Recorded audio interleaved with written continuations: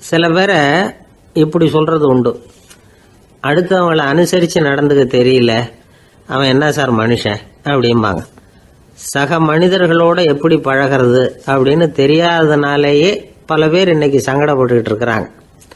வசதி வாய்ப்பெல்லாம் சரியாக இருக்கும், ஆனால் வாழ்க்கை சரியாக இருக்காது. இன்னொருத்தர்கிட்ட எப்படி பேசுறது பழகிறதுங்கிறது தெரியாததுனால தான் இந்த அவஸ்தை. சரி, இந்த அவஸ்தை இல்லாமல் வாழறது எப்படி? இதுக்கு அனுபவசாலிகள் சில வழிமுறைகளை சொல்கிறாங்க. அதெல்லாம் என்னென்னங்கிறத இப்போ தெரிஞ்சுக்குவோம். முதல்ல நம்ம நாக்கு நம்ம கண்ட்ரோலில் இருக்கணும். வார்த்தைகளை கொட்டி விட்டு அதுக்கப்புறம் அள்ள முடியாமல் கடந்து கஷ்டப்படக்கூடாது. எப்படி பேசுகிறோங்கிறதும் முக்கியம், பேசுகிறப்ப எப்படி முகத்தை வச்சிருக்கிறோங்கிறதும் முக்கியம். அன்பாக பேசினாலும் நல்லா இருக்கும். அப்படி பேசுகிறப்ப ஆதரவாக அவர் தோள் மேலே ஒரு கையை போட்டுக்கிட்டு பேசினா இன்னமும் நல்லா இருக்கும். ரெண்டாவது விஷயம், இன்னொருத்தர்கிட்ட பேசுகிறப்ப வாக்குறுதிகளை அள்ளி வீசக்கூடாது. கொடுக்குற வாக்குறுதி குறைச்சலாக இருக்கணும். அப்படி கொடுத்த வாக்குறுதியை கண்டிப்பாக நிறைவேற்றணும். நாம் ஒருத்தரை பாராட்டுறோம் அல்லது அவரை பற்றி அபிப்பிராயம் சொல்கிறோம்னா அது ஆக்கப்பூர்வமாக இருக்கணும். நம்ம பாராட்டு அல்லது விமர்சனம் அடுத்தவருடைய முன்னேற்றத்துக்கு உதவுறது மாதிரி இருக்கணும். நாம் சொல்கிறத கேட்டுட்டு அவன் தலையில் கையை வச்சுட்டு உட்காந்துடக்கூடாது.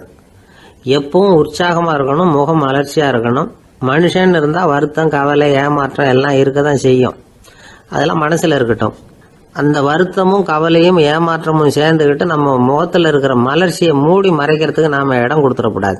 எந்த விஷயத்தை பற்றி யாருக்கிட்ட பேசினாலும் வெளிப்படையாக பேசணும், திறந்த மனசோட பேசணும். மூடி மறைச்சி முன்னு மூழ்கிக்கிட்டு இருக்கக்கூடாது. இன்னொருத்தர்கிட்ட பேசுகிறப்போ விவாதம் பண்ணுங்க, அது தப்பு இல்லை. ஆனால் வாதாடிக்கிட்டு இருக்கக்கூடாது. அதாவது என்ன சொல்கிறாங்கன்னா, டிஸ்கஸ் பண்ணலாம், ஆர்கியூ பண்ணக்கூடாதான். நம்மக்கிட்ட இருக்கிற நல்ல குணங்களை நாம் எடுத்து சொல்லிகிட்டு இருக்கக்கூடாது. அந்த நல்ல குணங்களே நம்மளை பற்றி எடுத்து சொல்லணும். அது மாதிரி நடந்துக்கணும். அதே மாதிரி அடுத்தவங்க கிட்ட உள்ள கெட்ட குணங்களை பற்றி அவசியம் இல்லாமல் நாம் பேச வேண்டியதில்லை. உங்களை பற்றி யாராவது தப்பாக பேசுகிறாங்களா, அப்படி அவங்க பேசுகிறதுல உண்மை இல்லையா அப்படின்னா அதை நீங்கள் பொருட்படுத்த வேண்டியதில்லை, விட்டுடலாம். அது தானாக போயிடும். ஒரு 4-5 பேரோட பேசிக்கிட்டு இருந்தீங்கன்னா எல்லாருக்கும் முக்கியத்துவம் கொடுங்க, யாரையும் அலட்சியப்படுத்தாதீங்க. தமாஷா பேசலாம், ஆனால் அவங்க தமாஷ் அடுத்தவங்களை கேலி பண்ணுறதா இருக்கக்கூடாது. நமக்கு கிடைக்க வேண்டியது கிடைக்கலையே அப்படிங்கிற தவிப்பு நம்மக்கிட்ட இருக்கக்கூடாது. அது தேவையில்லை. உங்கள் செயல்பாடுகள் தெளிவாக இருக்கட்டும், பாராட்டு தானாக அவங்கள தேடிட்டு வரும்.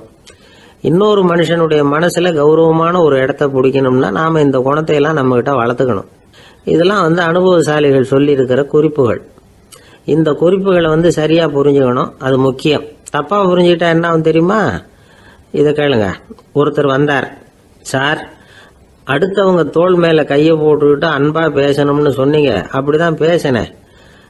அவர் முதுக கூட தட்டி கொடுத்தேன், என் வேலை போயிட்டுது சார், வீட்டுக்கு அனுப்பிச்சிட்டாங்க அப்படின்னார்.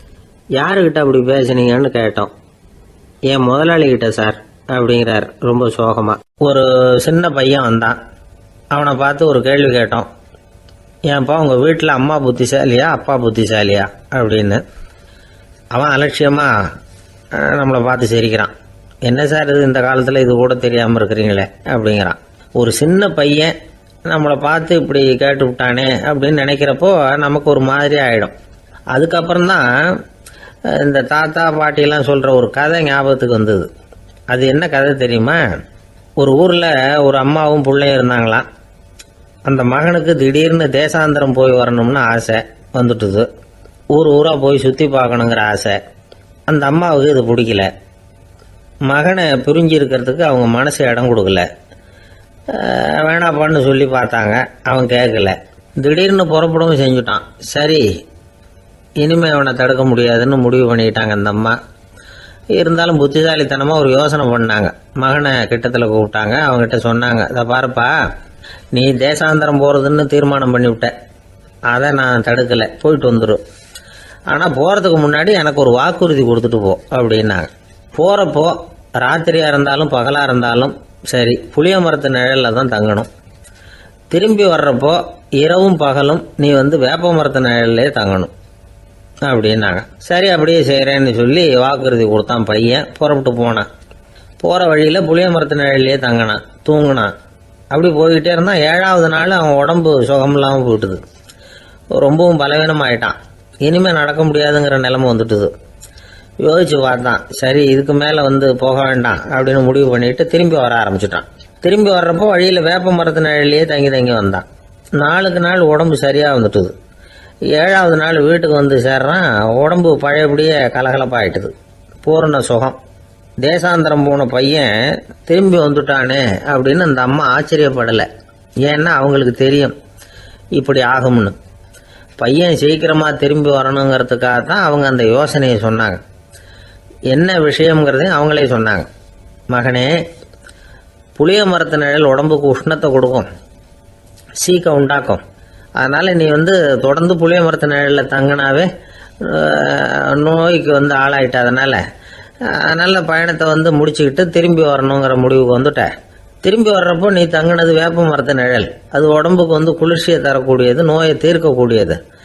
அதனால் சுகமாக வீட்டுக்கு சேர்ந்துட்ட. உன்னோட தேசாந்திர பயணத்தை தடுக்கிறதுக்காக தான் இப்படி பண்ணினேன் அப்படின்னாங்களாம் அந்த அம்மா. பார்த்தீங்களா அம்மாவோட புத்திசாலித்தனத்தை? அப்பாவாக இருந்தால் இப்படியா பண்ணுவார்? ஒரு அப்பா பையன்கிட்ட 10 ரூபா கொடுத்து இதை எடுத்துக்கிட்டு அடுத்த ஊருக்கு போய் அங்கே இருக்கிற மாமா கிட்ட இதை கொடுத்துட்டு வாடா, வழியில் எங்கேயாவது மரத்தடியில் படுத்து தூங்கி விடாதே அப்படின்னு எச்சரிக்கை பண்ணி அனுப்புனாராம். பையனுக்கு எச்சரிக்கையாக வாழறது எப்படிங்கிறத கற்றுக் கொடுக்கறதுக்காக இப்படி பண்ணார். அவன் பணத்தை வாங்கிக்கிட்டு போனான். அப்பா சொன்னதை மறந்துட்டு ஒரு மரத்தடியில் படுத்து தூங்கிட்டான். அவனுக்கு தெரியாமல் அவன் பின்னாடியே போன அப்பா அவன் கையில் இருந்த அந்த 10 ரூபாயை நைஸாக எடுத்துகிட்டு வந்துட்டார். அவன் பையில் தானே வச்சுருந்தான், அது தெரியாமல் எடுத்துகிட்டு வந்துட்டார். அவன் தூங்கிக்கிட்டு இருக்கான். எடுத்துகிட்டு ஒரு மறுபடியும் வீட்டுக்கு வந்துட்டார். பையன் முழிச்சுக்கிட்டு பையை தடவி பார்க்குறான், பணத்தை காணும். அழுதுகிட்டே திரும்பி வந்தான். அப்பா கிட்ட விஷயத்த சொன்னான். அப்பா சிரிச்சுக்கிட்டே சொன்னார், அதுக்கு தான்ப்பா ஆரம்பத்திலேயே எச்சரிக்கை பண்ணினேன், இனிமேலாவது நீ ஜாக்கிரதையாக இருக்கணும் அப்படிங்கிறதுக்காக தான் இப்படி பண்ணினேன். அந்த பணம் எங்கேயும் போயிடலை, நான் தான் அதை உனக்கு தெரியாமல் எடுத்து வச்சிருக்கிறேன். இதோ பாரு அப்படின்னு சொல்லிக்கிட்டு சைடு பாக்கெட்டில் கையை விட்டா அது ஓட்டையாக இருக்குது. அதை எவனோ ஏற்கனவே கத்திரிச்சு எடுத்துகிட்டு போயிட்டான். இப்போ அப்பா முகத்தில் அசடு வழிஞ்சுதான். ஒரு ஆள் இருந்தான், நிறைய பணம் சம்பாதிச்சான். ஆனால் செலவு பண்ண மனசு வரல, கருமி. அவன் என்ன பண்ணா, சேர்த்த பணம் பூராவையும் ஒரு மரத்தடியில் புதைச்சி வச்சுருந்தான். வாரத்துக்கு ஒரு தடவை அந்த மரத்தடிக்கு வருவான். புதைச்ச இடத்த ஆவலோடு பார்த்துக்கிட்டு இருப்பான். அதுக்கப்புறம் போயிடுவான். அவ்வளவுதான். ஒரு நாள் ஒரு திருடன் வந்தான். இவன் புதைச்சி வச்சுருந்ததெல்லாம் எடுத்துகிட்டு போயிட்டான். இது தெரிஞ்சு போச்சு. அந்த கருமி புலம்ப ஆரம்பிச்சிட்டான். இவன் புலம்பலை கேட்டதும் அக்கம் பக்கத்தில் இருந்தவங்கெல்லாம் ஓடி வந்தாங்க. என்ன விஷயம்னு விசாரித்தாங்க. இவன் சொன்னான். ஒரு பெரியவர் கேட்டார், ஏப்பா வாரம் இந்த இடத்த பார்க்கறதாக சொன்னியே, எப்போவாவது இதில் இருக்கிற பணத்தை எடுத்து செலவு பண்ணியிருக்கியா அப்படின்னு கேட்டார். நான் அப்பப்போ அதை பார்க்கறது தான் வழக்கம், அதை தொட்டதே இல்லைன்னு அவன். சரி அப்படின்னா இப்போவும் நீ அதே மாதிரி வாரம் ஒரு தடவை இந்த இடத்த பார்த்துட்டு போகலாமே அப்படின்னாராம் அந்த பெரியவர். அதுவும் சரிதானே, எவ்வளவு காலமானாலும் அவன் அந்த பணத்தை எடுத்து செலவு பண்ண போகிறதில்ல. அப்படி இருக்கிறப்ப உள்ளே பணம் இருந்தாலும் ஒன்று தான், இல்லாமல் போனாலும் ஒன்று தான். இதிலிருந்து என்ன புரியுதுன்னா, ஒருத்தர்கிட்ட இருக்கிற பணத்தை கொண்டு அவர் பணக்காரரா ஏழையா அப்படின்னு முடிவு செய்கிறது சரியில்லை. அந்த செல்வத்தை அனுபவிக்கிற திறன், பயன்படுத்துகிற திறன், அதை வச்சு தான் அவர் ஏழையா பணக்காரரா அப்படிங்கிறத நிர்ணயம் பண்ணணும். அதுதான் சரி. செலவு பண்ண தெரியாதவன் சேகரம் பண்ணிகிட்டே இருக்கிறதுனால என்ன பிரயோஜனம்? தலைமுடியே இல்லாதவன் தாராளமாக சீப்புகளை வாங்கி சேகரம் பண்ணுறது மாதிரி தானே இது.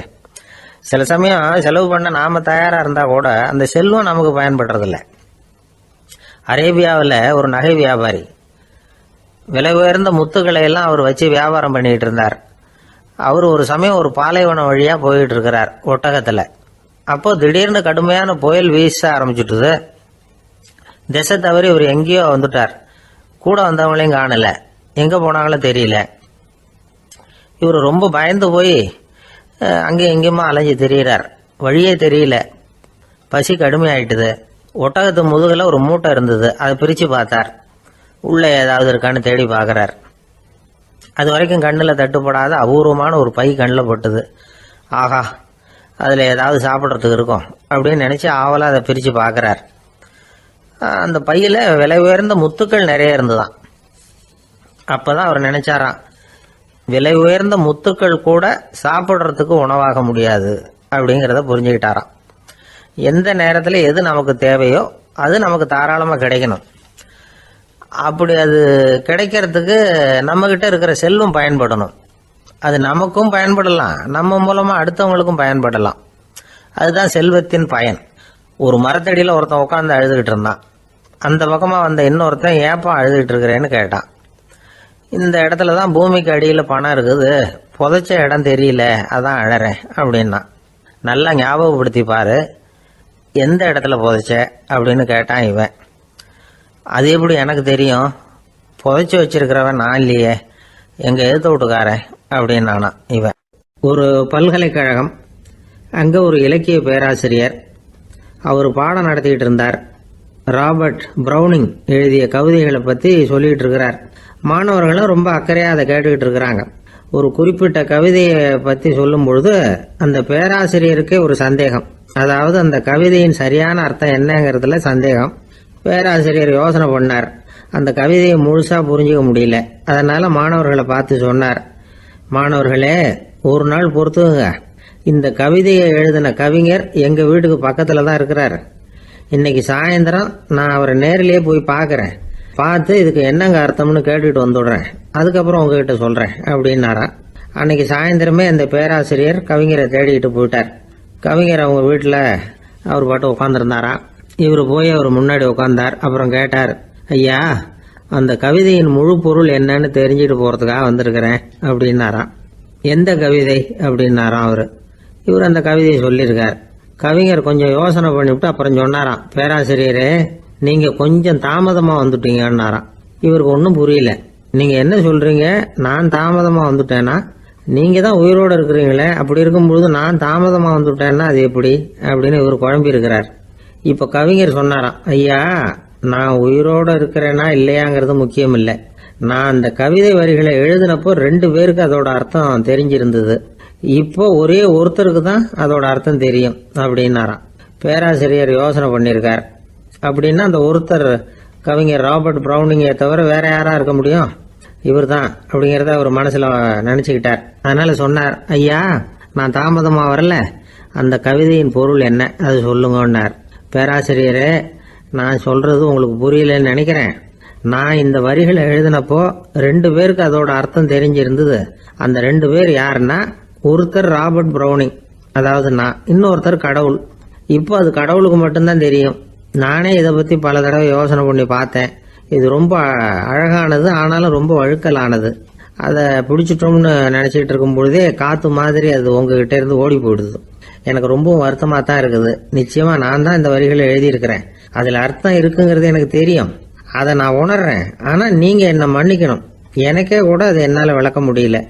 அப்படி இருக்கும் பொழுது உங்களுக்கு எப்படி அதை நான் விளக்க முடியும் அப்படின்னாரா அந்த கவிஞர். அனுபவிக்கப்படக்கூடிய எல்லாமே விளக்கப்படக்கூடிய ஒன்றல்ல, விளக்கப்படும் எல்லாமே அனுபவிக்கப்படக்கூடிய ஒன்றல்ல அப்படிங்கிறது ஞானிகளுடைய கருத்து. அதுக்காக தான் அந்த சம்பவம். வாழ்க்கையில் நீங்கள் தொடர்ந்து ஆய்வு செய்து கொண்டே இருக்கக்கூடிய விளக்கங்களை ஒருபோதும் அடைய முடியாத பரிமாணங்கள் இருக்கிறதுனால தான் அது அலுப்பு தட்டாமல் இருக்குது. உங்களால் நிறைய அனுபவிக்க முடியும், இருந்தாலும் நீங்கள் அனுபவித்து அறிந்த விஷயங்கள் கூட வார்த்தைகளால் விளக்கப்பட முடிவதில்லை அப்படிங்கிறது பெரியோர் சிந்தனை.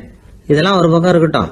நமக்கு தெரிஞ்ச பேராசிரியர் ஒருத்தர் 1 மணி நேரம் ரொம்ப விவரமாக வகுப்பு எடுத்தார். கடைசியாக சொன்னார், மாணவர்களே, ரொம்பவும் எளிமையாக விளக்கமாக எல்லா விவரமும் சொல்லியிருக்கிறேன். அதனால் இதில் உங்களுக்கு சந்தேகம் வர்றதுக்கு வாய்ப்பே இல்லை. இருந்தாலும் கேட்க வேண்டிய கடமை கேட்குறேன். இது வரைக்கும் நடத்தினதில் யாருக்காவது ஏதாவது சந்தேகம் உண்டா அப்படின்னு கேட்டாராம். எனக்கு ஒரே ஒரு சந்தேகம்தான் சார் அப்படின்னு எழுந்திரிச்சு நிற்கிறான் ஒருத்தன். என்னன்னு கேட்டாராம். இது வரைக்கும் நீங்கள் என்ன பாடம் சார் நடத்துனீங்க அப்படின்னானா அவன். பந்திக்கு முந்தர ஆசாமிகள் நம்மள பல பேர் உண்டு. அப்படி முந்தறதுக்கு கூட முயற்சி பண்ணுறவங்க நிறைய பேர் இருக்கிறாங்க. இதில் என்ன ஒரு விஷயம்னா, பந்திக்கு முந்தறது கூட தப்பு இல்லை. ஆனால் அப்படி ஒரு விருந்தில் ஆளாக போய் உட்காந்து சாப்பிட்டா கூட வெளியில் வர்றப்ப என்ன பெரிய விருந்து வச்சுட்டான், சாம்பாரில் உப்பு இல்லை, ரசத்தில் காரம் இல்லை அப்படின்னு குறை சொல்லிகிட்டே வர்றது இருக்கு பாருங்க. அது சரியில்லை, நாகரிகமும் இல்லை. கல்யாண பத்திரிகையில் என்ன போட்டிருக்குது, என் பொண்ணுக்கும் இன்னார் பையனுக்கும் கல்யாணம், எல்லாரும் குடும்பத்தோடு வந்திருந்து மணமக்கள் ஆசீர்வதிக்கணும், இப்படி தானே போட்டிருக்கோம். குடும்பத்தோடு விருந்து சாப்பிட்டு சாப்பாடு எப்படி இருக்குன்னு அபிப்பிராயம் சொல்லிவிட்டு போங்க அப்படின்னா போட்டிருக்கு கல்யாண பத்திரிகையில். ஒருத்தர் வீட்டு விசேஷத்துக்கு போயிருக்கோம்னா எவ்வளவோ அசௌகரியங்கள் நமக்கு ஏற்படலாம். ஏராளமான கூட்டம் வந்திருக்கும். எல்லாரையும் அவங்க வந்து தனித்தனியாக கவனிச்சுக்கிட்டு இருக்க முடியாது. நாம தான் அனுசரித்து நடந்துக்கணும். நாமளாக போய் வாழ்த்த வேண்டியவங்களை வாழ்த்தி விட்டு வந்து சேரணும். அதை விட்டுட்டு பத்திரிக்கை கொடுத்தானேன்னு போனேன், கவனிப்பே சரியில்லை அப்படின்னு புலம்பிக்கிட்டு இருக்கக்கூடாது. ஒரு விருந்துக்கு போனால் அங்கே எப்படி நடந்துக்கணும் அப்படிங்கிறத பற்றி கூட அனுபவசாலிகள் சில விவரங்கள்லாம் சொல்லியிருக்கிறாங்க. இந்த காலத்தில் கல்யாணம், பிறந்த நாள், அது இதுன்னு நிறைய விருந்துகள் நடக்குது. அதெல்லாம் எதுக்காக? மனித உறவுகளை வளர்த்துக்கிறதுக்காக தான், வேற எதுக்கு? ஒரு விருந்துக்கு போனால் அமைதியாக பொறுமையாக போய் உக்காரணும். அடித்து பிடிச்சிக்கிட்டு இடத்த பிடிக்க போகிறேன் அப்படின்னு நிற்கக்கூடாது. முதல் பந்தி நடந்துக்கிட்டு இருந்தால் அது முடிஞ்சு இலை எடுத்து சுத்தம் பண்ணதுக்கு அப்புறம் போய் உட்கார்றது தான் நாகரீகம். இலை எடுக்கிறதுக்கு முன்னாடியே அங்கே போய் உட்காந்தா நல்லா இருக்காது. நீங்கள் சாப்பிட்டுட்டு உட்காந்துருக்கீங்களா, சாப்பிட்றதுக்கு உட்காந்துருக்கீங்களா, பார்க்குறவங்களுக்கு சந்தேகம் வந்துடும். அதே மாதிரி இலையில எல்லா ஐட்டமும் பரிமாறினதுக்கு அப்புறம் சாப்பிட ஆரம்பிக்கணும். ஒவ்வொரு ஐட்டமாக வைக்க வைக்க நாம் பாட்டுக்கு எடுத்து உள்ளே தள்ளிகிட்டே இருந்தோம்னா எதை வச்சோம் எதை வைக்கலன்னு பரிமாறினவரே குழம்பி போயிடுவார். ஏன்னா எப்போ பார்த்தாலும் இலை காலியாகவே இருக்கும். சாப்பிட்றப்போ உங்கள் சாப்பாட்டையே நீங்கள் கவனிக்கணும். அடுத்தவங்க இலையில என்ன இருக்குது, பக்கத்தில் இருக்கிறவர் எதை அதிகமாக சாப்பிட்றார், இதெல்லாம் நமக்கு என்னத்துக்கு? எல்லாரும் சாப்பிட்டு முடிக்கிற வரைக்கும் பொறுமையாக இருக்கிறது தான் நல்லது.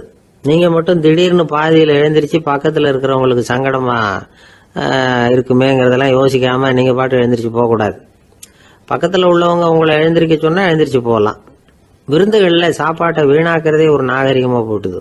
இந்த காலத்தில் சாப்பாட்டுக்கே கஷ்டப்பட்டுக்கிட்டு பல பேர் இந்த உலகத்தில் இருக்கிறப்போ சாப்பாட்டை வீணாக்கிறது எவ்வளோ பெரிய மோசங்கிறத நினச்சி பார்க்கணும்.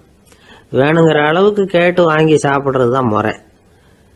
விருந்தில் இந்த பஃபே அப்படின்னு சொல்லி ஒரு முறை சொல்கிறாங்கல்ல, அதாவது உணவு வகைகளையெல்லாம் பொதுவாக ஒரு இடத்துல வச்சுடுறது, நமக்கு தேவையானதை நாமே எடுத்துட்டு ஒரு தட்டில் போட்டுக்கிட்டு சாப்பிட வேண்டியது. இதில் கூட சில பேர் தேவைக்கு அதிகமாக எடுத்து போட்டுக்கிட்டு வீணாக்குறாங்க. சில சமயம் வந்து கடைசியாக சாப்பிட போகிறவங்களுக்கு எல்லா ஐட்டமும் கிடைக்காம போகலாம். அதை போய் பெருசு பண்ணிகிட்டு இருக்கக்கூடாது. என்ன சார் இந்த அளவுக்கு கூடவா நாகரிகம் தெரியாமல் இருக்கிறோம், இதை போய் பெருசாக சொல்ல வந்துட்டீங்களே அப்படின்னு நினைக்கலாம். ஒருத்தர் 2 பேருக்கு இந்த விவரம் தேவைப்படலாம்.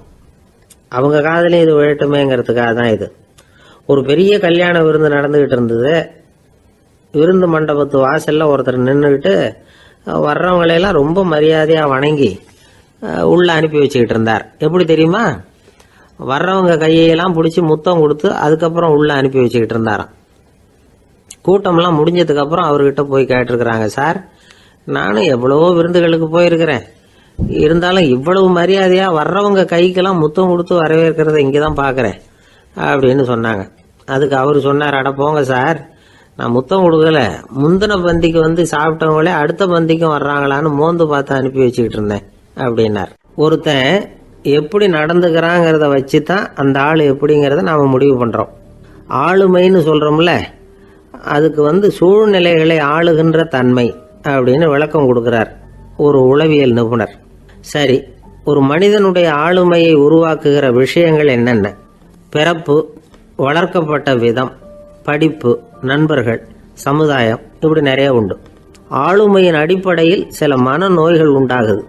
அதெல்லாம் என்னென்னங்கிறத தெரிஞ்சு வச்சுக்கிட்டோம்னா நம்ம கூட இருக்கிறவங்கள அடையாளம் கண்டுபிடிக்கிறதுக்கு அது ரொம்ப உபயோகமாக இருக்கும். ஃப்ரெனாய்டு ஆளுமை அப்படின்னு ஒன்று. இந்த கோளாறு உள்ளவங்க எப்படி இருப்பாங்க தெரியுமா? அதிக உணர்ச்சி, சந்தேகம், பொறாமை இதெல்லாம் அதிகமாக இருக்கும். வளைஞ்சு கொடுக்க மாட்டாங்க. அடுத்தவங்களோட இணக்கமான உறவு இருக்காது. அவங்க செய்கிற தப்புக்கெல்லாம் அடுத்தவங்களை வந்து குறை சொல்லிகிட்டு இருப்பாங்க. இது ஒரு ரகம். அடுத்தது வந்து ஸ்கிசாய்டு ஆளுமை அப்படின்னு சொல்கிறாங்க. இந்த கோளாறு உள்ளவங்க அடுத்தவங்களோட பழக கூச்சப்படுவாங்க. சின்ன வயசுலேயே இது ஆரம்பமாயிடுது. பகல் கனவுலேயே சஞ்சரிப்பாங்க. அவங்களுடைய விரோதம், கோபம் இதை கூட வெளியில் காட்டிக்க முடியாமல் இருப்பாங்க. இவங்களுக்கு அகமுகம், பிரச்சனைகள்லேருந்து ஒதுங்கி எதுலேயும் ஈடுபாடு இல்லாதவங்களாக இருப்பாங்க. இப்படி ஒரு ரகம். அடுத்தது சைக்ளோதமிக் ஆளுமை அப்படின்னு சொல்கிறாங்க. அது என்னென்னா உணர்ச்சிகளில் ஏற்றத்தாழ்வு அதிகமாக இருக்குமா. சில சமயம் பார்த்தா மகிழ்ச்சியாக இருப்பாங்க, சில சமயம் சோகமாக உட்காந்துருப்பாங்க. அவங்க மனநிலைக்கு தகுந்த மாதிரி சமூக நிகழ்ச்சிகளில் பங்கெடுத்துக்குவாங்க. இன்னொரு வகை என்னென்னா எண்ணப்பீடிகை ஆளுமை அப்படின்னு பேர் வச்சிருக்கிறாங்க. அதுக்கு இவங்களுக்கெல்லாம் கரெக்டாக இருக்கணும், எல்லாம் சட்டத்திட்டம், இதுலேயும் ஒரு ஒழுங்குமுறை, இப்படி எதிர்பார்க்குற மனோபாவம். இவங்க எதிர்பார்ப்புக்கும் அரண்முறைக்கும் மற்றவங்க கட்டுப்படணும்னு நினைப்பாங்க. இந்த நிலைமை நீடிச்சா என்ன ஆகும் தெரியுமா? அலைக்கழிக்கிற எண்ணங்கள் திரும்ப திரும்ப ஒரே செயலை செய்ய தூண்டுற மன தளர்ச்சிக்கு ஆளாயிடுறாங்க. அடுத்தது ஹிஸ்டீரியா ஆளுமை. சின்ன விஷயத்தையெல்லாம் பெருசுபடுத்தி நாடகமாக்குற நடிகர்கள் இவங்க. உணர்ச்சி அதிகம் உள்ளவங்க. இவங்க மன எழுச்சியில் பக்குவமின்மை, குழந்தைத்தனம், முதிர்ச்சியின்மை எல்லாம் இருக்கும். தன்னலம் மிக்க குணம். பிறர் தன்னை மட்டுமே கவனிக்கணும்னு நினச்சி செயல்படுறது, இதெல்லாம் இவங்க அடையாளம். அடுத்த ரகம் எப்படின்னா வளர்ச்சியற்ற ஆளுமைன்னு சொல்கிறாங்க. அடுத்தவங்களோட இணங்கி போக முடியாதவங்க, அறிவு, மன எழுச்சி, சமூக உறவு இதில் எல்லாம் போதுமான வளர்ச்சியையும் நிறைவையும் பெற முடியாதவங்க. இவங்களால வாழ்க்கையில் முன்னேற முடியாது. பிச்சைக்காரங்க, குற்றவாளிகள் இவங்ககிட்டெல்லாம் இது மாதிரியான ஆளுமை அதிகமாக இருக்குமா. அடுத்தது என்னென்னா சோர்வுடைய ஆளுமை. எதுலேயும் உற்சாகம் இல்லாமல் சோர்ந்து போயிருப்பாங்க. அதுக்கெல்லாம் நமக்கு வலிமை இல்லைப்பா அப்படின்னு சொல்லிட்டு இருப்பாங்க. சின்ன விஷயங்களுக்கெல்லாம் அதிர்ச்சி அடையிறது, வாழ்வின் சுவையை அனுபவிக்க முடியாதவங்க. இன்னொரு ரகம் இது கொதித்தெழும் ஆளுமைங்கிறாங்க. எதுக்கு எடுத்தாலும் ஆத்திரம், குரோதம், வன் செயல் இதிலெல்லாம் ஈடுபாடு இப்படி உள்ளவங்க. நத்தை வகை ஆளுமை அப்படின்னு ஒன்று. அடுத்தவங்க மேலே விரோதம் இருக்கும், அடிக்கணுங்கிற எண்ணம் இருக்கும். ஆனால் அதை அப்படியே வெளியில் காட்டாமல் அதே சமயம் அமைதியான முறையில் வெறுப்பை வெளிக்காட்டுற ரகம். இவங்கெல்லாம் பேசாமல் கம்முன்னு இருந்துக்கிட்டே நினைச்சதை நிறைவேற்றிக்கிடுவாங்க. முன்ஜாக்கிரதை ஆளுமை அப்படின்னு ஒரு ரகமா. பாதுகாப்பின்மை, சந்தேகம், முழுமையின்மை, அறவேக்காட்டுத்தனம் இந்த மனப்போக்கு அதிகமாக இருக்கிறதுனால அகம்பாவம், புடிவாதம், எச்சரிக்கை எல்லாம் அளவுக்கு மீறி இருக்கும்.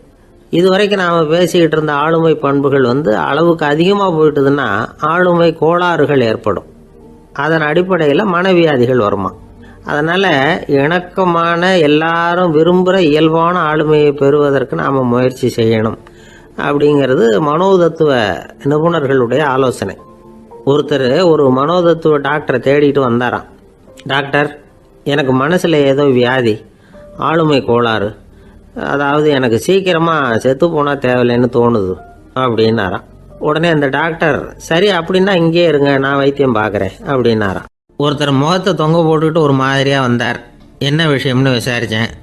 என்னுடைய நண்பன் ஒருத்தங்கிட்ட கருத்து வேறுபாடு, இனிமேல் நமக்குள்ளே எந்த சம்மந்தமும் வேணாம்னு நட்பை முறிச்சிட்டு வந்துட்டேன்னா. நண்பர்கள்னு இருந்தால் கருத்து வேறுபாடு வரத்தான் செய்யும்னு. கருத்து வேறுபாடு வராமல் இருக்கிறதுக்கு ஏதாவது வழி உண்டா அப்படின்னு கேட்டாங்க. அதை பற்றி நிபுணர்கள் சில யோசனைகளை சொல்லியிருக்கிறாங்கன்னு. முதல் விஷயம் என்னென்னா, உங்கள் நண்பனுக்கு ஒரு செய்தி சொல்லணும்னா அதை நீங்களே நேரடியாக சொல்லுங்கள், அல்லது உங்கள் கைப்பட கடிதம் எழுதுங்க. அதாவது நேரடி தொடர்பு முக்கியம். அதை விட்டுட்டு இன்னொருத்தர் மூலமாக நண்பர்களுக்கு செய்தி அனுப்புனா நீங்கள் சொல்கிற செய்தி அப்படியே போய் சேராது, அது சேதமாயிடும். கூட்டி குறைச்சி சொல்லிவிடுவாங்க, அது குழப்பத்தில் கொண்டாந்து விட்டுரும். இது ஒரு யோசனை. ரெண்டாவது யோசனை என்னென்னா, நீங்கள் ஒரு நல்ல காரியத்தை செய்யும் பொழுது உங்கள் நண்பரையும் சேர்த்துக்குங்க, அவருக்கும் அதில் ஒரு ஈடுபாட்டை உருவாக்குங்க. மூணாவது யோசனை, நம்ம பக்கத்தில் இருக்கிற நண்பர் மகிழ்ச்சி அடைகிற மாதிரி ஏதாவது செய்யணும். சின்ன சின்ன செயல்களாக இருந்தாலும் பரவாயில்ல, அவர் நமக்கு எதுவும் செய்யலையே, நாம் எதுக்கு செய்யணும் அப்படின்னு நினச்சிக்கிட்டு இருக்கக்கூடாது. நாலாவது யோசனை என்னென்னா, உங்களுக்கு ஒரு பிரச்சனையா அல்லது உங்கள் நண்பருக்கு ஒரு பிரச்சனையா, எதுவாக இருந்தாலும் 2 பேரும் சேர்ந்து உட்காந்து ஆலோசனை பண்ணுங்கள்.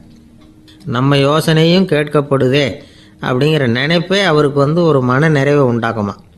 5வது யோசனை, உங்கள் நண்பர் ஏதோ ஒரு காரியத்தை செய்கிறார், நீங்கள் உடனே அவசரப்பட்டு நீ செய்கிறது தப்புன்னு தீர்ப்பு சொல்லக்கூடாது. அவர் அதை செய்யறதுக்கான நியாயங்கள் எவ்வளோ இருக்கும், அதை புரிஞ்சுக்கிறதுக்கு முயற்சி பண்ணணும்.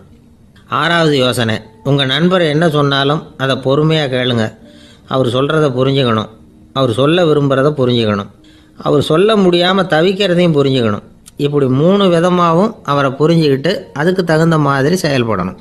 7வது யோசனை என்னென்னா, உங்கள் நண்பர் உங்ககிட்ட ஏதோ ஒரு கருத்தை சொல்கிறார், அது உங்களுக்கு பிடிக்கல, அதுக்காக உடனே நீ சொல்கிறது சரியில்லை, நான் ஒத்துக்க மாட்டேன் அப்படின்லாம் மறுத்துக்கிட்டு இருக்கக்கூடாது.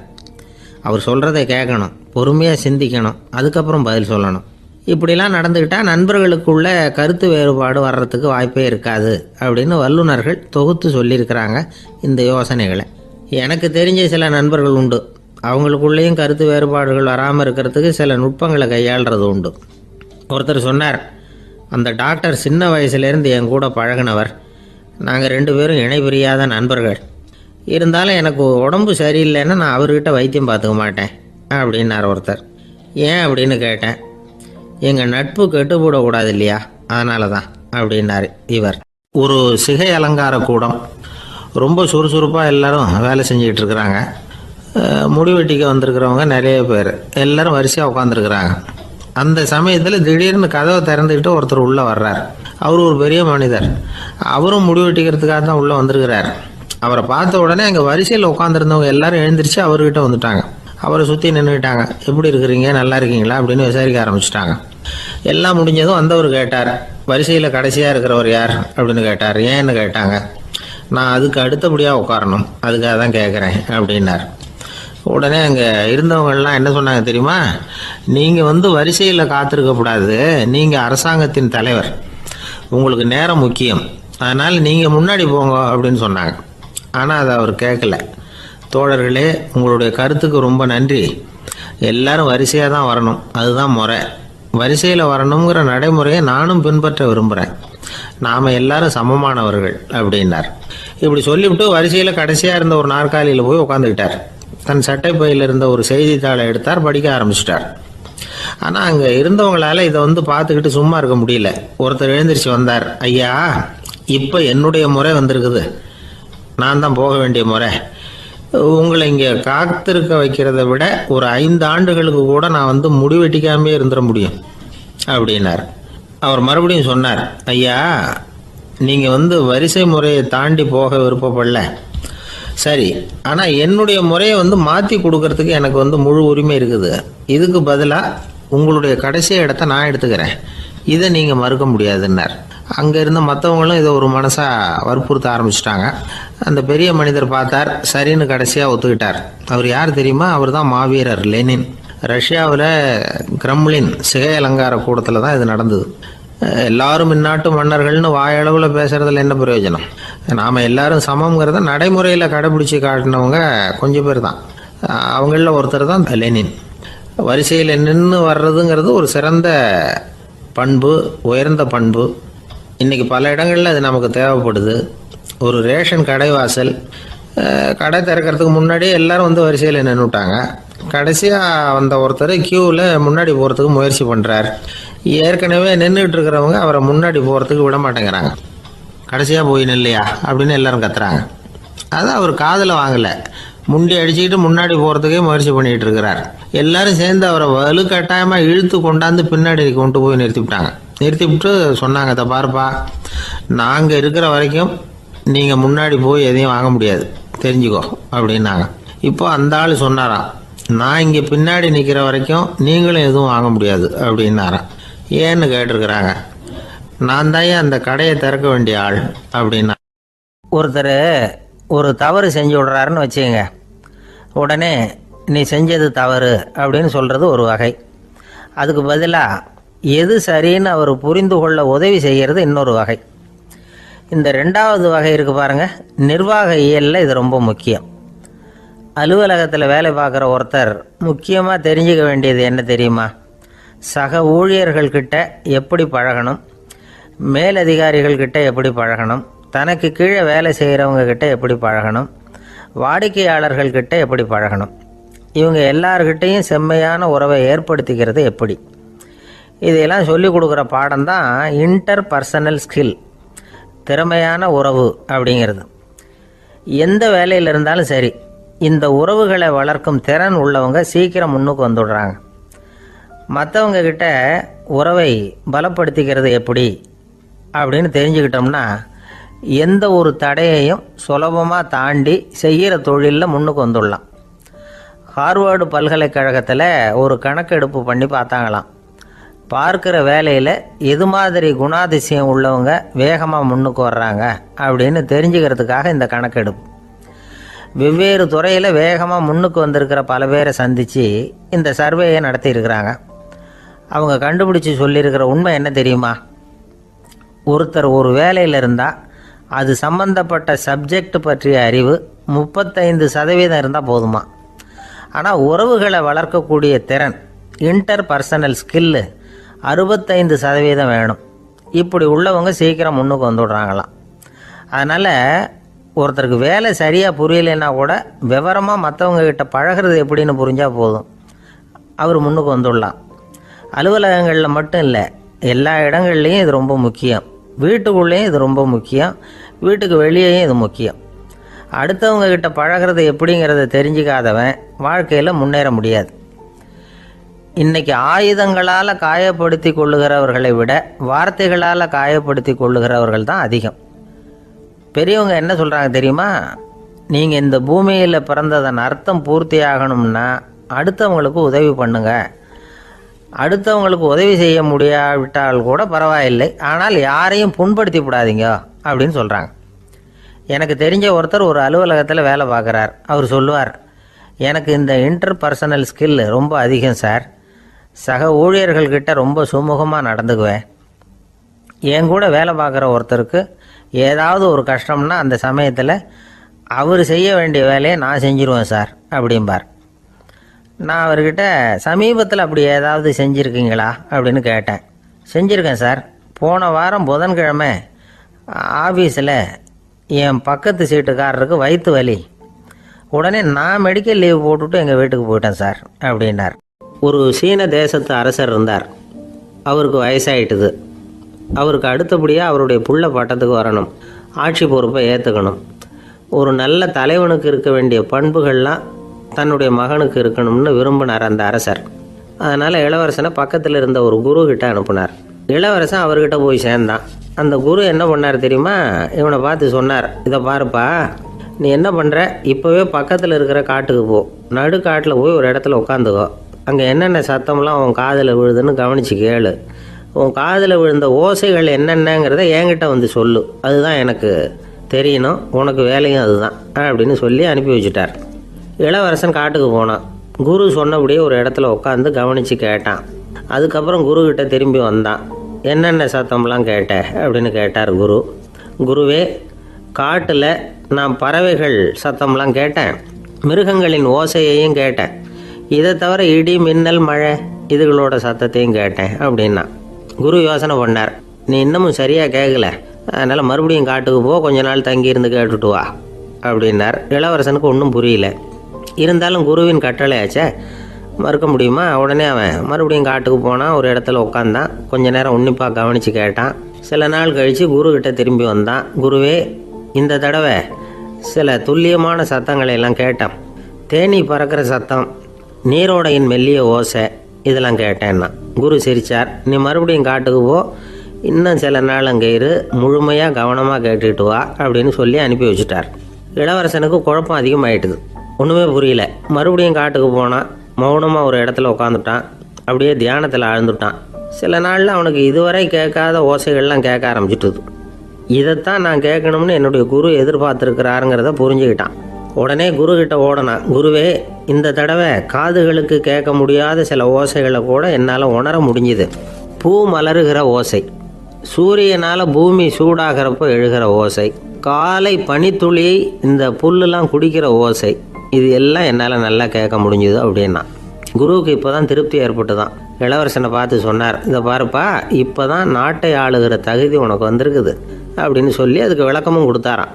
எந்த அரசன் தன்னுடைய மக்களின் இதயம் பேசுகிற மௌன மொழியை, மௌன வார்த்தைகளை கேட்குறானோ அவன்தான் ஆள தகுதி உள்ளவன். எந்த அரசன் தன்னுடைய மக்களின் உணர்ச்சிகளை உண்மையாக உணர்றானோ அவன்தான் முதன்மையான அரசன். போலி வார்த்தைகளை மட்டும் கேட்டுட்டு பல மௌன ராகங்களை காதில் வாங்கிக்காதவன் அரசனே இல்லை. எந்த நாட்டில் எப்போ ஒரு அரசன் தன்னுடைய மக்களின் உணர்ச்சிகளை கேட்க மறுக்கிறானோ அன்னையிலேருந்தே அந்த நாடு அழிய தொடங்குது அப்படின்னு அர்த்தம். இதுதான் அந்த குரு இளவரசனுக்கு போதிச்சது. வாயால் பேசுகிறத மட்டும் கேட்டு ஏமாறக்கூடாது, உணர்ச்சிகளையும் கேட்குறதுல தான் மனப்பக்குவம் உண்டாகும். மக்கள் உணர்ச்சிகளை புரிந்து கொள்ளாத அரசர்கள் நீடிச்சிருக்க முடியாது. அது மாதிரி நாடுகளில் அடிக்கடி குழப்பம் தான் உண்டாகும். அப்படி இருந்தால் அடிக்கடி ஆட்சி மாறிக்கிட்டு இருக்கும். அப்படிப்பட்ட ஒரு தேசம், அங்கே ஒரு சிறைச்சாலையில் 3 கைதிகள் பேசிக்கிட்டு இருந்தாங்க. ஒருத்தன் சொன்னான், நான் இந்த நாட்டு ராஜாவை எதிர்த்து பேசிக்கிட்டு இருந்தேன், அதனால் என்னை பிடிச்சி கொண்டாந்து இங்கே போட்டுவிட்டாங்க அப்படின்னா ஒருத்தன். இன்னொருத்தன் சொன்னான், நான் இந்த நாட்டு ராஜாவை ஆதரித்து பேசிக்கிட்டு இருந்தேன், அதனால் என்னை பிடிச்சி கொண்டாந்து இங்கே தள்ளிவிட்டாங்க அப்படின்னா. அது சரி, நீ என்ன தப்பு பண்ண அப்படின்னு சொல்லி 3வது ஆளை பார்த்து இவங்க கேட்டாங்க. அதுக்கு அந்த ஆள் சொல்கிறான், நான் தான் இந்த நாட்டு ராஜா அப்படின்னானா. ஒரு நண்பர், அவர்கிட்ட பேசிக்கிட்டு இருந்தேன். மனித உறவுகள் பற்றி அவர் சொல்லிகிட்டு இருந்தார். அமெரிக்காவில் தந்தை மகன் உறவு எப்படி இருக்குது அப்படிங்கிறத விளக்கிறதுக்கு அவர் ஒரு கதையை சொன்னார். ஒரு அப்பா பகல் பூராவும் அலுவலகத்தில் வேலை, ஓடி ஆடி உழைச்சிக்கிட்டு களைச்சி போய் ராத்திரி 10 மணிக்கு மேலே வீடு திரும்பினான். வீட்டு வாசலில் அவரோட மகன் காத்துக்கிட்டு இருக்கிறான். இன்னமும் தூங்கலை. அப்பா வாசல்லையே தடுத்து நிறுத்தி, அப்பா உனக்கு சம்பளம் எவ்வளவு அப்படின்னு கேட்குறான். ஏற்கனவே ஆஃபீஸு பிரச்சனைகளால் அலுத்து போய் திரும்புகிற அப்பாவுக்கு கோவம் வந்துடுது.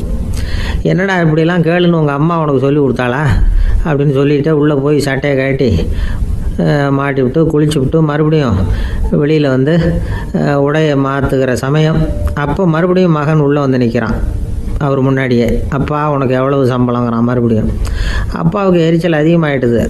மணிக்கு $20 போதுமா அப்படின்னார். அப்படின்னா எனக்கு ஒரு $10 தர முடியுமான்னா மகன். இதுக்கு தான் என் சம்பளம் எவ்வளவுன்னு கேட்டியா? 2ஆம் வகுப்பு படிக்கிற உனக்கு எதுக்குடா $10 அப்படின்னு கத்திவிட்டு தொலைக்காட்சி பெட்டியின் முன்னாடி போய் உட்காந்துக்கிட்டு ஏதோ நிகழ்ச்சியை பார்க்க ஆரம்பிச்சிட்டார். கொஞ்ச நேரம் கழித்து மறுபடியும் மகன் வந்து நிற்கிறான். அப்பா ப்ளீஸ் எனக்கு ஒரு $10 கொடுக்க முடியுமா? மகனுடைய கண்களில் கண்ணீர். என்னடா அவன் கண்ணீரை காட்டி காரியம் சாதிக்கலாம்னு பார்க்குறியா? ஒரு காசு கூட கொடுக்க மாட்டான் போ அப்படின்னு விரட்டி விட்டான். மகன் கண்ணீரை கண்ணை தொடச்சிக்கிட்டு பேசாமல் போய் படுத்துக்கிட்டானா. கொஞ்ச நேரம் ஆச்சு. அப்பாவோட கோபம் கொஞ்சம் கொஞ்சமாக குறைஞ்சிது. பிள்ளைகிட்ட கோபமாக கத்துனது தப்பு தாங்கிறது புரிஞ்சுது அவனுக்கு. எழுந்திரிச்சு போனான், படுக்கை இறக்கி போனான். மகனை பார்த்தான். அவன் தலையணையை கட்டி பிடிச்சிக்கிட்டு அழுதுகிட்டு இருக்கிறான். அவனை மெல்ல நெருங்கி அவங்ககிட்ட எதமாக பேசுகிறதுக்கு ஆரம்பித்தானான். எதுக்குடா உனக்கு $10 பள்ளிக்கூடத்தில் கேட்டாங்களா அப்படின்னு கேட்டானான். மகன் சொல்லியிருக்கான், இல்லை டாடி, உனக்கு 1 மணி நேரம் சம்பளம் $20ன்னு சொன்னேன். நீ ஏற்கனவே எனக்கு கொடுத்த பாக்கெட் மணி $10 என்கிட்ட இருக்குது. இப்போ நீ இன்னொரு $10 கொடுத்தீங்கன்னா அதையும் சேர்த்து $20 ஆகிடும். அந்த $20 நான் உனக்கு கொடுத்துருவேன். அப்படி கொடுத்தா நீ என் கூட 1 மணி நேரம் செலவழிப்ப இல்லையா? அதுக்காக தான் $10 கேட்டேன் அப்படின்னு சொன்னானான். அந்த அப்பா கண்ணு கலங்கி போச்சான். ஆதரவோடு தன்னுடைய மகனை கட்டி பிடிச்சி அழ ஆரம்பிச்சிட்டாராம். இதுதான் நண்பர் சொன்ன கதை. அமெரிக்கா மட்டும் இல்லை, உலகம் பூராவும் இன்றைக்கி மனித உறவுகள் இப்படி தான் மாறிட்டு இருக்கு. பெரியவர்கள் அறிவுரை என்ன தெரியுமா? உங்கள் குழந்தைகளிடமிருந்து குழந்தை பருவத்தை பிரித்து விடாதீர்கள் அப்படிங்கிறது தான். அதாவது இன்றைய குழந்தைகள் தங்கள் பிருந்தாவனத்தை இழந்து விடுகிறார்கள் அப்படிங்கிறது அவங்களுடைய கருத்து. இந்த நிலைக்கு நாம் காரணமாக இருந்துடக்கூடாது. குழந்தைகளோட விளையாடுவோம், குடும்பத்தோடு உறவாடுவோம் அப்படிங்கிறது தான் நம்முடைய நோக்கமாக இருக்கணும். இன்றைய உறவு முறைக்கு இன்னொரு உதாரணம் சொல்லுவாங்க. ஒருத்தர் வந்தாராம், அவர் பக்கத்தில் ஒரு சின்ன பையன். நாம் அவரை விசாரிக்கிறோம், யார் இந்த பையன் அப்படின்னா அவர் சொல்கிறார், இவன் எனக்கு தூரத்து உறவு அப்படின்னாராம். இந்த தூரத்து உறவுன்னா எப்படின்னு இருக்கான். இதுக்கு அவன் சொல்லியிருக்கிறான், இவன் எங்கள் அப்பாவுக்கு 8வது புள்ள அப்படின்னானான்.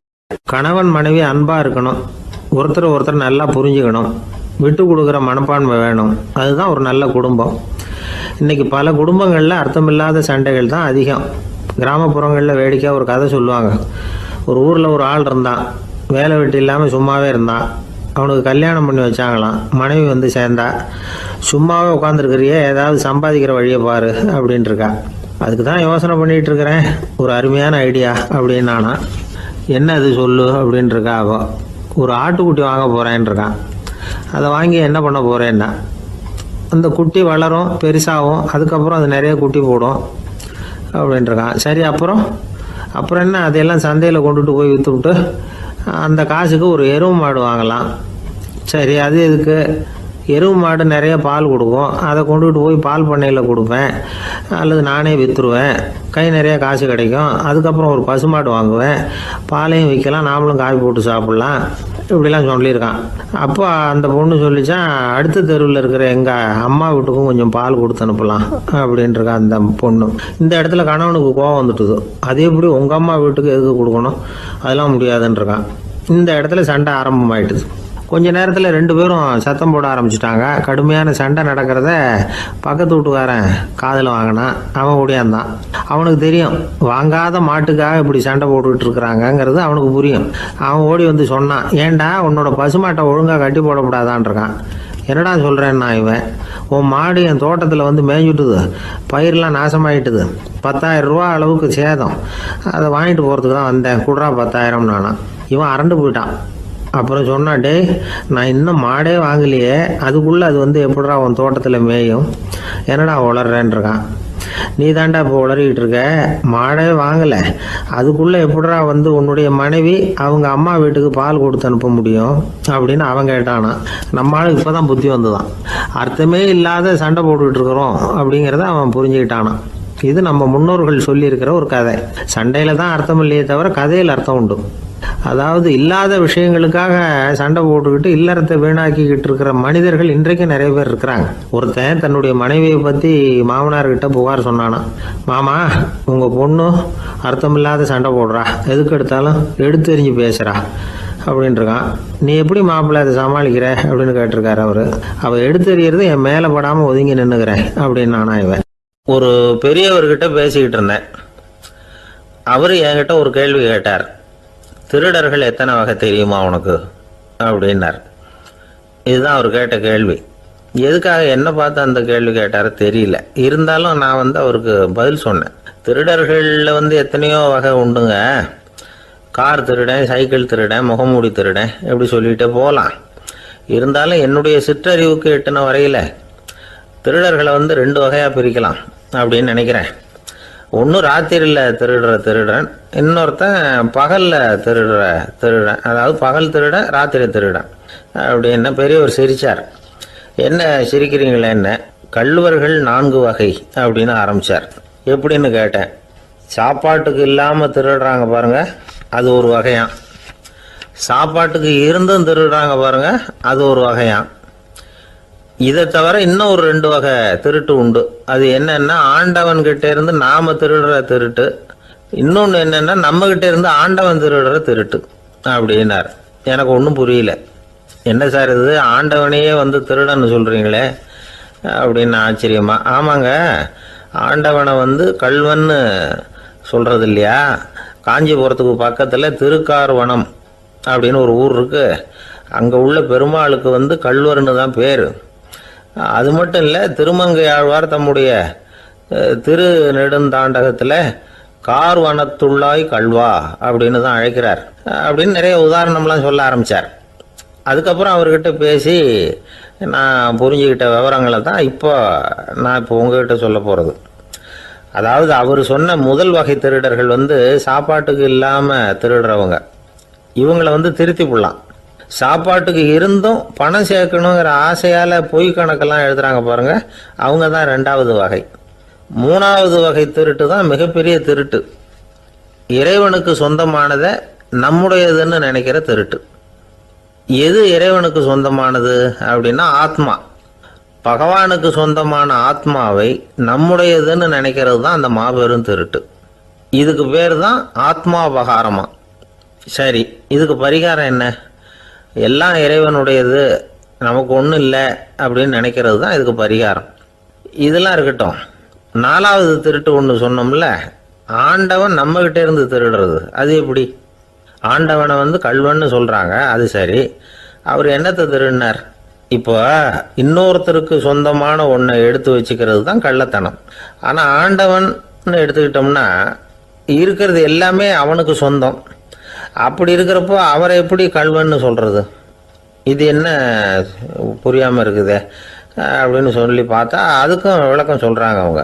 அதாவது ஆண்டவனுக்கு உருவமே கிடையாது, அரூபமாக இருக்கிறவன், அதாவது உருவம் இல்லாமல் இருக்கிறவன். அப்படி உள்ள பகவான் நம்மளை மாதிரி உருவத்தில் இருக்கிறான். நம்மளை மாதிரியே கையை காலு மூக்கெல்லாம் இருக்குது ஆண்டவனுக்கு. இந்த உருவம் நம்மகிட்ட இருந்து திருடினது தானே. அவன் தன்னுடைய உண்மையான திருமேனியை நமக்கு காட்டாம, அதாவது தரிசனம் கொடுக்காம இருக்கிறது கள்ளத்தனம் தானே. அதனால தான் இதுவும் ஒரு பெரிய திருட்டு, இருக்கிறதுலேயே மிகப்பெரிய திருட்டு அப்படிங்கிறார். என்கிட்ட பேசிக்கிட்டு இருந்தார், இந்த விஷயம்லாம் சொல்லிட்டு இருந்தாரு இந்த பெரியவர். அதாவது திருட்டை ஆன்மீக நோகத்தில் அவர் பார்க்குறார். நம்ம பார்வையில் இதை விட அபூர்வமான திருட்டுலாம் இங்கே உண்டு. அபூர்வமான திருடர்களும் உண்டு. ஒரு திருடன் சிறையிலிருந்து விடுதலையாகி வெளியில் போனான். கொஞ்ச நாளில் மறுபடியும் திரும்பி ஜெயிலுக்கு வந்துட்டான். அப்போது சிறை அதிகாரி அவனுக்கு அறிவுரை சொன்னாராம். ஏன்பா இப்படி அடிக்கடி தப்பு பண்ணிவிட்டு ஜெயிலுக்கு வந்துடுறியே, உனக்கு சொந்த பந்தம் எதுவும் இல்லையா? உனக்கு அப்பா, அண்ணன், தம்பிகள் அவங்க கூட எல்லாம் சேர்ந்து வாழணுங்கிற ஆசை இல்லையா அப்படின்னு கேட்டிருக்கார். அவங்களோட சேர்ந்து வாழணுங்கிற ஆசை எனக்கு நிறைய உண்டுங்க சார் அப்படின்னு அவன். அப்புறம் எதுக்கு இப்படி ஜெயிலுக்கு வந்துவிடுற அப்படின்னாரான் அவர். அவங்க எல்லாருமே இங்கே தானே சார் இருக்காங்க அப்படின்னு அவன். ஒரு ஊரில் ஒரு துறவி இருந்தார், புத்த சமய துறவி. அந்த ஊர் மன்னன் அவரை பற்றி கேள்விப்பட்டிருக்கான். ஒரு நாள் புறப்பட்டு போனான், துறவியின் பாதங்களை தொட்டு வணங்கினான். அதுக்கப்புறம் சொன்னான், ஐயா, நான் உங்களை அரண்மனைக்கு அழைச்சிட்டு போகிறதுக்காக வந்திருக்கிறேன். இனிமேல் நீங்கள் இங்கே எதுக்கு இருக்கணும் அப்படின்னானா. அவன் மனசுக்குள்ளே என்ன நினைப்புன்னா, இவர் எங்கே வர போகிறாரு, நான் ரொம்ப எளிமையானவன், எனக்கு எதுக்கு அரண்மனை வாசம்னு சொல்லிவிடுவார் அப்படின்னு நினச்சிருக்கான். ஆனால் அந்த துறவி என்ன பண்ணார் தெரியுமா? அப்படியா, சரி போகலாம், வா, போய் உன் ரதத்தை கொண்டுட்டு வா, அரண்மனைக்கு போகும்பொழுது அதுக்கு தகுந்த மாதிரி ஆடம்பரமாக போகணும் அப்படின்னு விட்டாரான். துறவி இப்படி சொன்னதும் அந்த மன்னனுக்கு மனசுக்குள்ளே சந்தேகம் வந்துட்டுது. இவர் உண்மையிலேயே துறவி தானா, ஏமாத்து பேர் வழி மாதிரி தெரியுதே அப்படின்னு நினச்சிருக்கான். இருந்தாலும் இனிமேல் என்ன பண்ணுறது, சொல்லியாச்சு. ரதத்தை கொண்டுகிட்டு வந்தான். துறவி ஏறி உக்காந்தார். பக்கத்தில் ராஜா. அவர் ரொம்ப உற்சாகமாக வரார். இவன் ரொம்ப சோர்ந்து போய் வரான். துறவி மரத்தடியிலேயே வாழ்ந்து பழக்கப்பட்டவர், அரண்மனையில் எளிமையாக ஒரு இடத்துல உட்காந்துக்குவார் அப்படின்னு நினச்சான். ஆனால் அப்படி இல்லை. அரண்மனைக்கு வந்த உடனே அந்த துறவி அதை கொண்டுட்டு வா, இதை கொண்டுட்டு வான்னு சொல்லி உத்தரவு போட ஆரம்பிச்சுட்டார். அரண்மனையில் இருந்தால் அரசனை மாதிரி இருக்கணும் அப்படிங்கிறார். ராத்திரி பூரா சௌகரியமாக தூங்கினார். பகலில் அரண்மனை தோட்டத்தில் உலாவ வேண்டியது, நீச்சல் குளத்தில் குளிக்க வேண்டியது, இப்படியே பொழுது போக்கிட்டு இருக்கிறார். அந்த அரண்மனையில் துறவி மகிழ்ச்சியாக இருக்கிறார். மன்னனால் அப்படி இருக்க முடியல. அவருக்கு எந்த கவலையும் இல்லை, இவனுக்கு அரசாங்க கவலைகள். துறவி அப்படி இருக்கிறத இவனால் தாங்கிக்க முடியல. ஒரு நாள் அவர்கிட்டே போய், நான் உங்ககிட்ட கொஞ்சம் பேசணும்னு நானாம். துறவி பார்த்தார். நான் இந்த அரண்மனைக்கு வரும்பொழுதே நீ என்னமோ என்கிட்ட கேட்கணும்னு நினைச்ச, ஏன் காலதாமதம்? நீ அனாவசியமாக உன்னையே தொந்தரவு பண்ணிகிட்டு இருக்கிற, நீ கவலையாக இருக்கேங்கிறது எனக்கு புரியுது. நான் மரத்தடியில் இருந்தப்போ கூட என்னை அடிக்கடி சந்திச்சுக்கிட்டு இருப்பேன், ஏதாவது விளக்கம் கேட்கறது உண்டு. இங்கே வந்த பிறகு என்னை சந்திக்கிறது கூட அபூர்வமாக போயிட்டுது. நீ இப்போ என்ன கேட்க போறேங்கிறது எனக்கு தெரியும், இருந்தாலும் கேள் அப்படின்னாராம். வேற ஒன்றும் இல்லைங்க, இப்போ உங்களுக்கும் எனக்கு என்ன வித்தியாசம்? 2 பேரும் அரண்மனையில் தான் இருக்கிறோம். நீங்கள் மகிழ்ச்சியாக இருக்கிறீங்க, நான் அப்படி இருக்க முடியல. இவ்வளவுக்கும் நீங்கள் முன்னாடி இருந்தது மாதிரி இல்லை. தினமும் தங்கத்தேர் கேட்குறீங்க, உயர்தரமான ஆடைகள் அணிகிறீங்க, சுவையான சாப்பாடு. இப்படி இருக்கிறப்போ உங்களுக்கும் எனக்கு என்ன வித்தியாசம்? இதுதான் மன்னனுடைய கேள்வி. இதுக்கு பதில் சொல்கிறேன், என் கூட புறப்பட்டு வா, இந்த நகரத்துக்கு வெளியில் போவோம் அப்படின்னு சொல்லி அரசனை கூப்பிட்டுக்கிட்டு ஊர் எல்லைக்கு சேர்ந்தார் துறவி. அங்கே போய் சொன்னார், இதை பாருப்பா, இந்த இடத்த தான் தேடிக்கிட்டு இருந்தேன். இனிமே நான் திரும்பி வரப்போறதில்ல.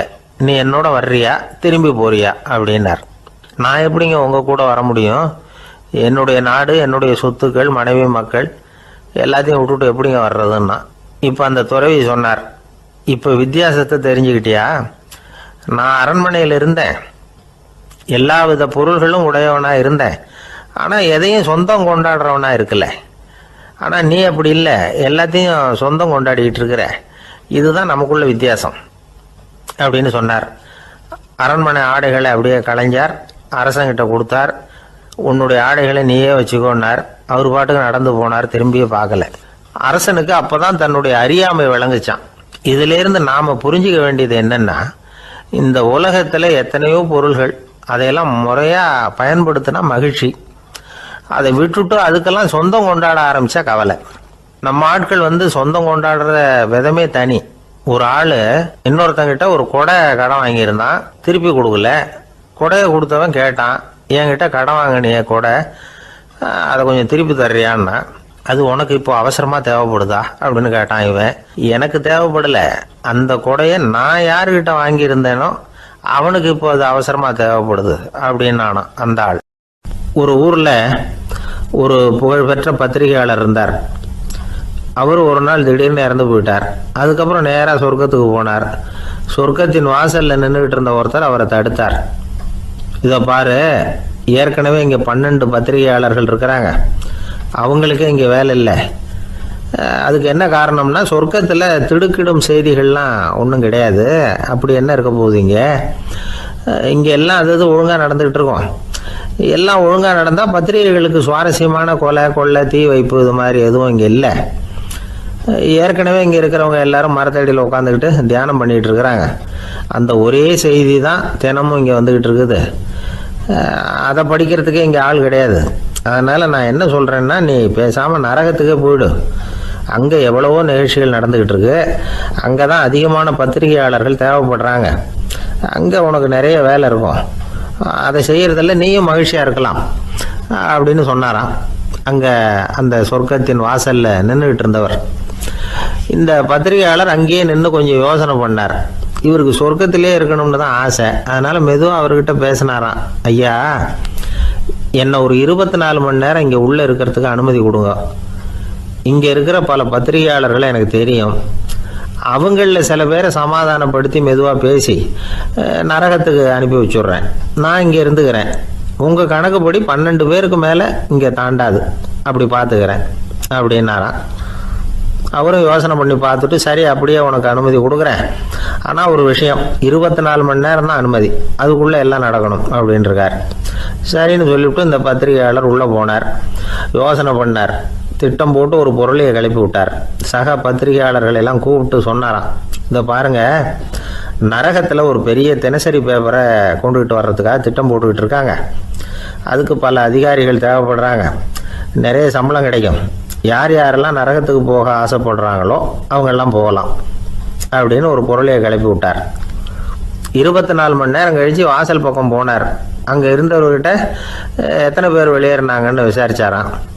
அப்போ அவர் இவரை, நீ வெளியே போகக்கூடாது, முதல்ல உள்ளே தான் இருக்கணும் அப்படின்னு தடுத்தாராம். அப்புறம் சொன்னாராம், நீ சொன்ன செய்தியை கேட்டதும் இங்கே இருந்த எல்லா பத்திரிகையாளர்களுமே நரகத்துக்கு போயிட்டாங்கப்பா, உள்ளே யாருமே இல்லை, அதனால் நீ உள்ளே இருக்கலாம் அப்படின்னாராம்.